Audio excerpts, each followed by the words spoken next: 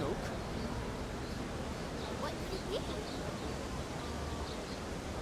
Well, everyone seems pretty normal to me. Their fanatical support for Mariko Hyodo appears to have died down. I'm glad they're back to their senses. What a drastic change. Just goes to show how powerful a monarch's influence can be. Hey, guess what? Hyodo-san's holding a press conference right now.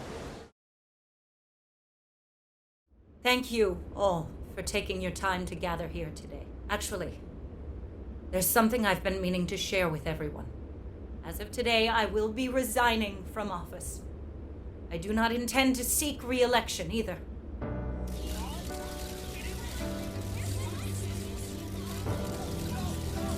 During my time as mayor, I've betrayed all of your trust. You may think of me as a mayor who's earned your trust, but in truth, there's plenty that I'm ashamed of. The snow sculpture that collapsed was built by an unscrupulous company that bribed one of my staff.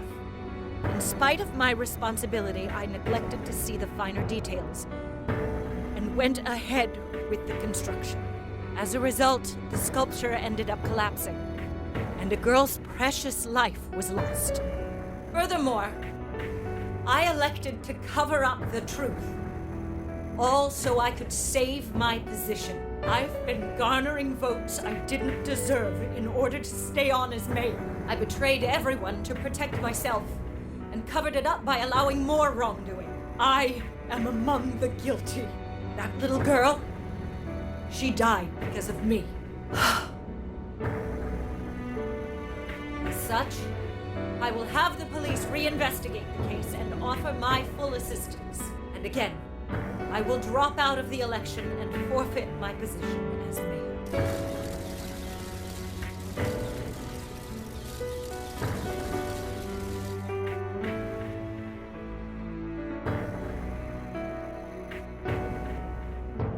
Seems that Hyodo-san's made up her mind. I wonder if she'll be arrested. Good question. Hyodo was afraid that if she wasn't the mayor, she couldn't protect her people. She could have told the truth and made her underling take the blame, but she was concerned about other evils potentially lurking in the shadows. I think this turned out for the best. Mari-san wouldn't have wanted to hide her mistake forever.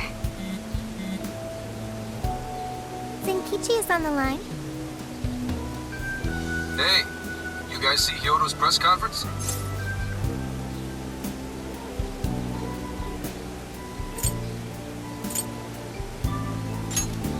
Yep, you all did a bang-up job. Really, can't thank you enough. They plan on bringing Hyodo in as a key witness regarding the accident. I knew you'd want to analyze her phone, too. So I pulled a few strings, and now I'm her personal chauffeur. At least as far as the station. If you want, I can open up some time for you to talk to her. Just tell me where you want to meet. I'm sorry. How could you ever forgive me, Kaho-chan? Mari-san. Haru-chan. Listen, there was something wrong with me. It's like I was in a terrible dream. I don't know when it was that my heart grew so cold, but after what you told me, I remembered who I really was inside. When I became mayor, I wanted to protect this city and everyone in it as if they were my own family. I remembered that feeling.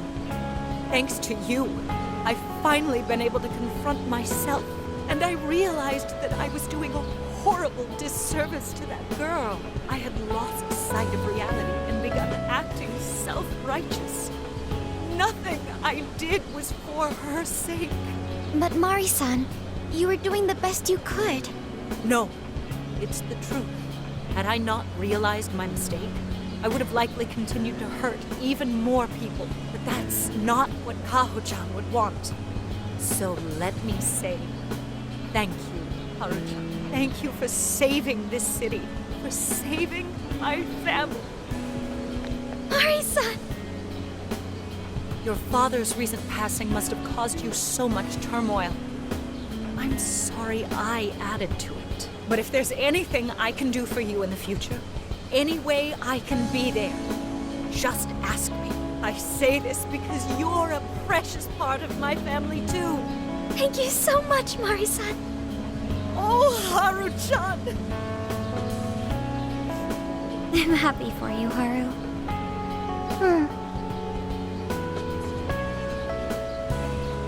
I suppose I must get going. Though I am concerned about the state of affairs, I've left our city, and I'll leave it up to my successor. An arrogant wretch like me has no place being the mayor. Does that mean you won't be involved in politics anymore? Yes, I'm too ashamed to show my face in public. And at my age, there are plenty of younger folks who can... Mayor.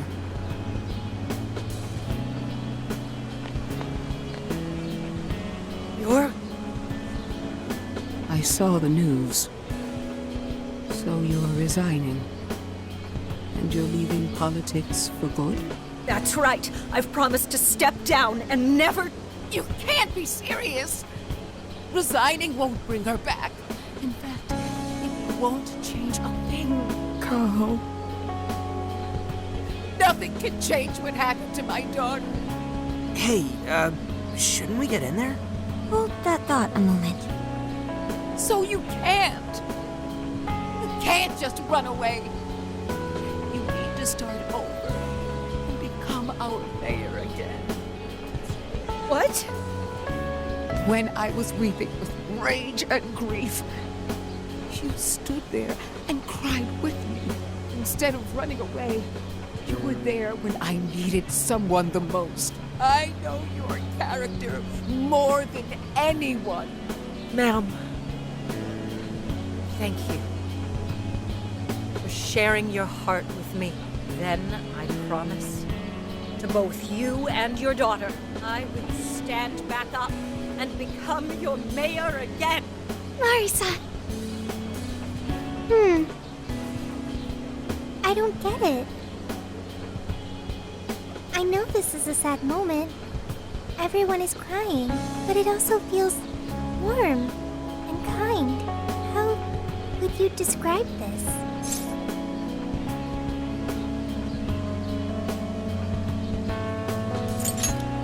I see. So that's why Haru helped Hyodo to transform sadness into happiness, recording valuable data. Sophia has learned happiness. That must have been the mom of the girl who passed away. You know, it seems like she really understood Hyodo's intentions. I'm so happy for you, Mari-san. She reminded me of what Haru said in jail. Stand up, Mariko Hyodo! Like that? Hey! That was a tender moment. There's no need to reenact it. Yeah, but you played it so cool back there. It really touched my heart.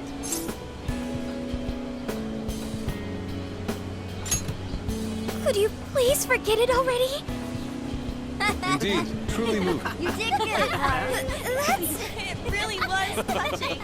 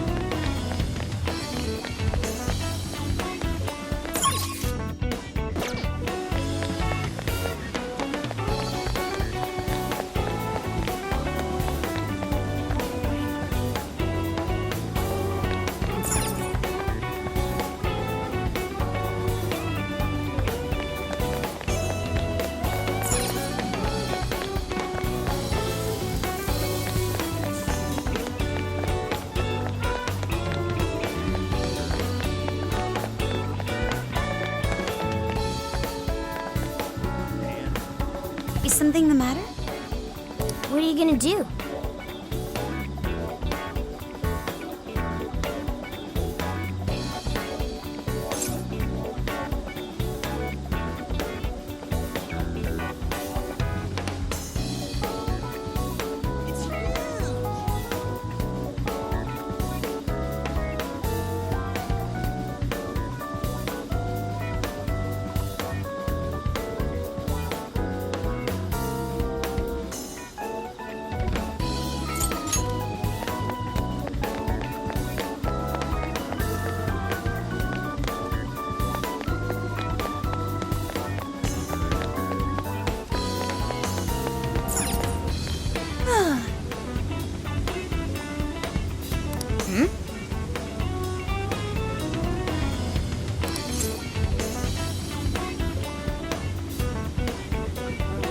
All right, let's go.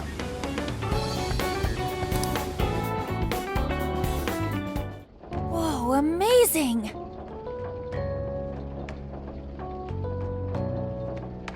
Meow.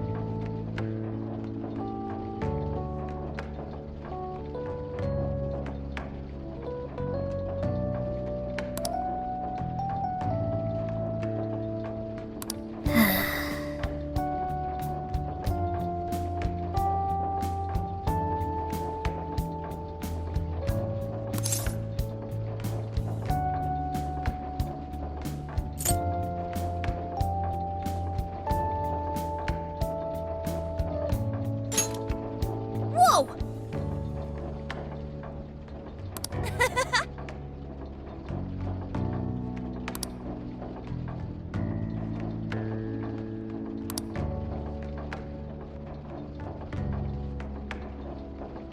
Yeah!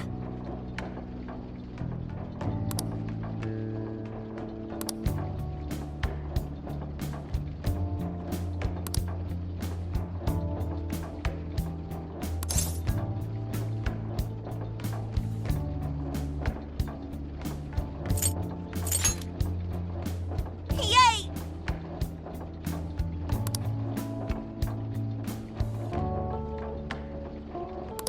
Oh yeah!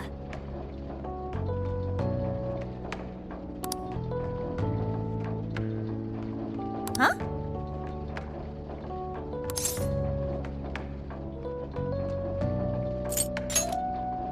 Mm-hmm.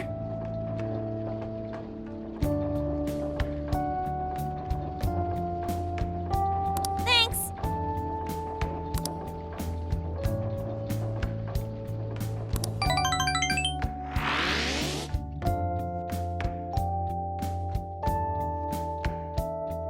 So I went to talk to Hyodo, but nothing new came out of it. All she explained is that she could control whoever added her as a friend on Emma.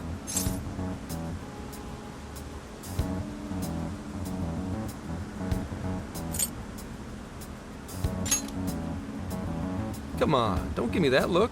Here, I at least got her smartphone. Now that's what I want to see. After reviewing the facts, I've just about confirmed it. Each of these so-called incidents, I think they all stemmed from a mastermind. Oh? I'm curious as to why you think so.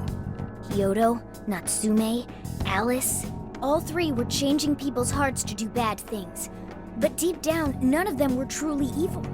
At the very least, they're not the same as the rulers who distorted reality for their own sakes and ended up spawning palaces.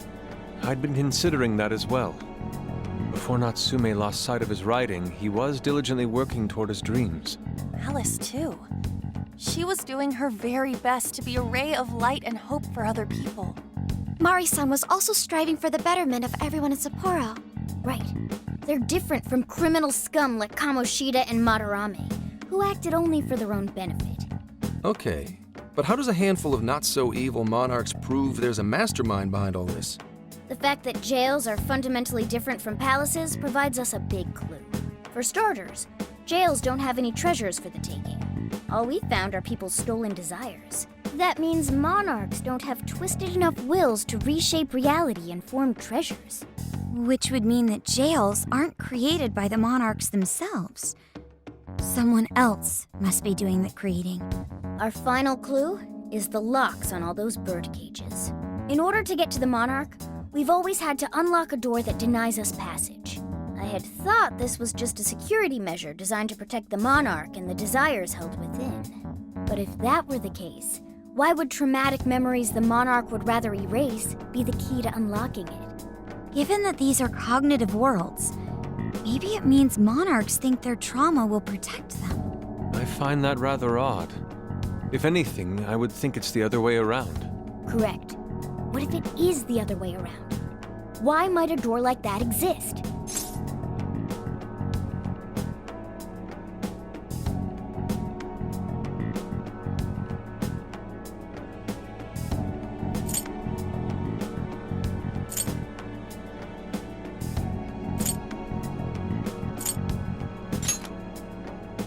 Right. I think so too. What if that door isn't to keep intruders out, but to trap monarchs in? You mean they're trapped? I thought the monarchs are the ones in charge. Think about it. What would happen if a monarch tried leaving their cage?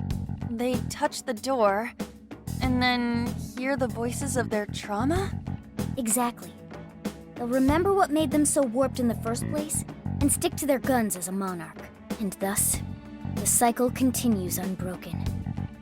The monarchs really are birds in a cage. From that perspective, the shadows protecting the keys inside the trauma cell hold a far more sinister purpose. They aren't there to prevent the monarch's trauma from being discovered. They're wardens guarding an elaborate system to ensure the monarch's imprisonment. Let me get this straight. You're basically saying these monarchs are being manipulated, and by virtue of that, there's somebody doing the manipulating. How's Hyodo-san's smartphone looking? Nothing wrong with her phone or the Emma installed. But I did find traces of surveillance. Huh, I'll bet it's the same snooper we keep running into, though I'm lost as to who it might be. So this observer and our mastermind may just be one and the same. Anyone have any guesses?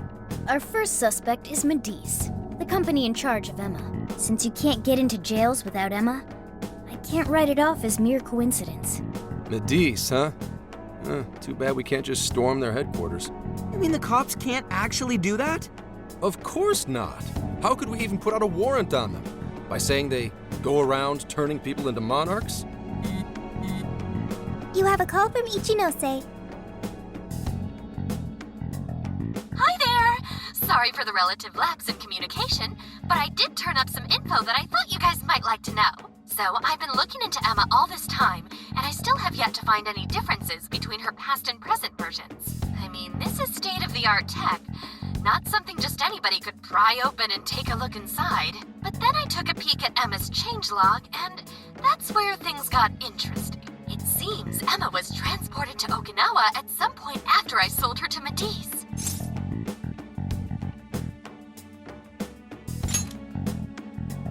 Yes, exactly. Why was the first thing that popped into my head. So I dug around some more, and I found that off the coast of Okinawa, on the island of Kokojima, Medice apparently has a research lab. Oddly enough, its existence is unknown to the public, and when I called to ask for records, nothing came up. Basically, they're running a secret research lab. How crazy is that? So, if Emma's been altered in any way, I would think it had to have been done on that island. Well, guys, wasn't I a super stellar source of information?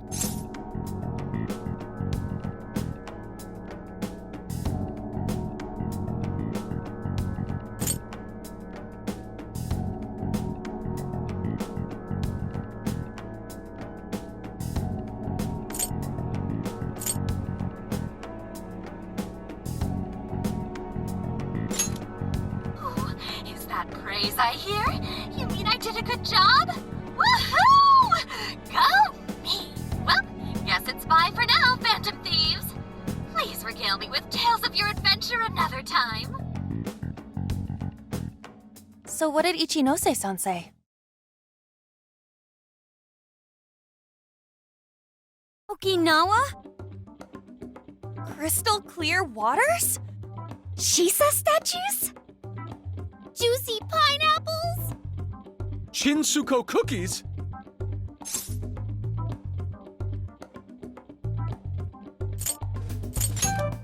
Oh, that too. It's that ramen-like thing, yeah? Guys, can you snap out of it? If it's an unregistered facility, we could always say we're conducting a field survey. That way we could ensure their cooperation. We may even find proper evidence that could be used in court. It may be well worth going, but Kokujima is a bit far from the Okinawa mainland. Then I guess we'd have to go by plane. Wait, what about our precious Feathermobile? We've taken it all this way! That's what you're naming this thing? Plus, you said it'd be dangerous using public transportation. Even so, wouldn't it be too complicated to try to reach Okinawa by car? Give me a sec. Hey, what's up? Yeah, of course I'm aware, but I also have a job to do, you know? Who's he talking to?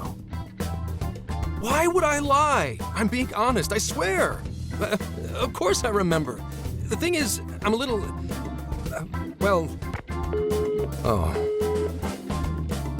You got hung up on. Okay, guys. Plane's a no-go. We're driving. Huh? You mean we're going all the way to Okinawa by car? The thing is, I need to make a stop along the way. So we'll be heading to Kyoto first. Did you say Kyoto?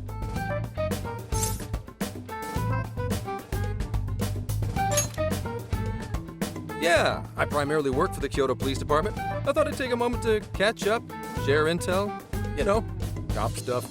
After that, we head to Kobe. We can take a direct ferry to Okinawa from there. That ought to cut down on time. But that's still quite a distance, even to Kyoto. Not to worry, I'll do the driving. You're tagging along? Wait, am I to believe that Nijima's been doing all the driving? Okumura, I thought you already had your license. I do have it. It's just, I don't have much experience behind the wheel. Plus, Haru's driving is not exactly... Well, in any case, we're taking off immediately. If we're leaving from here, you'll need to take the Hokuriku Expressway. The estimated travel time will be...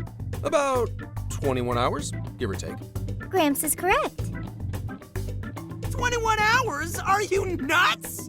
You forget I'm an officer of the law? We're badass at driving. What's with him all of a sudden? It's like you lit a fire under his ass. Fine by me, so long as I can visit Kyoto at last. There goes Inari, revealing his true colors.